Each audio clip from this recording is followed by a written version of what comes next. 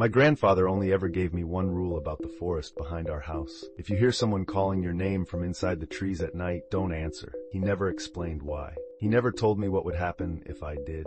Every time the topic came up, he would simply repeat the same warning, slowly and very seriously, as if the words themselves mattered more than the explanation. If the woods say your name, stay quiet. Growing up, I always assumed it was just an old story meant to scare kids away from wandering too far after dark. The forest behind our property was thick and old, filled with pine trees so tall they blocked out most of the sky. During the day it looked normal enough, but at night the place felt different. Sounds carried strangely between the trees, and sometimes the wind would move through the branches in a way that almost sounded like distant voices. Still, it was just a forest, until last winter. I had stepped outside just after midnight to take the trash to the bin near the fence. The air was painfully cold, the kind that made your lungs sting when you breathed in too deeply. Frost covered the grass, and every step made a soft crunch beneath my shoes. The backyard lights barely reached the tree line, leaving the forest as a dark wall of tangled branches and shadows. I tossed the trash into the bin and turned toward the house.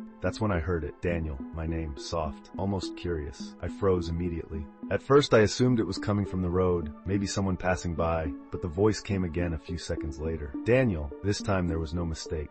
It came from inside the forest. My stomach tightened as I slowly turned toward the fence. The trees were completely still. No wind moved the branches, and the darkness between the trunks seemed deeper than usual. "Hello?" I called out without thinking. The moment the word left my mouth, the forest fell completely silent. Not quiet, silent. No insects, no wind, no distant animals, nothing. For several seconds there was no response at all.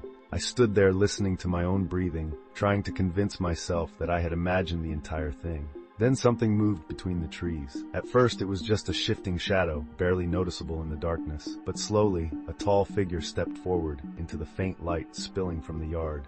I thought it was a person, until it moved again. Its arms were too long, its shoulders too narrow, and when it stepped closer, its legs bent at angles that didn't look human.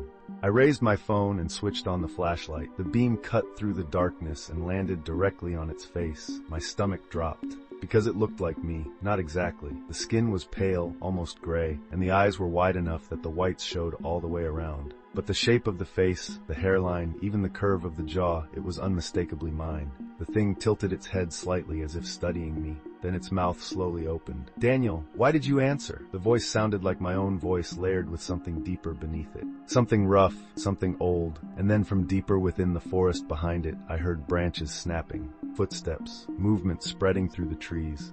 More voices began whispering my name.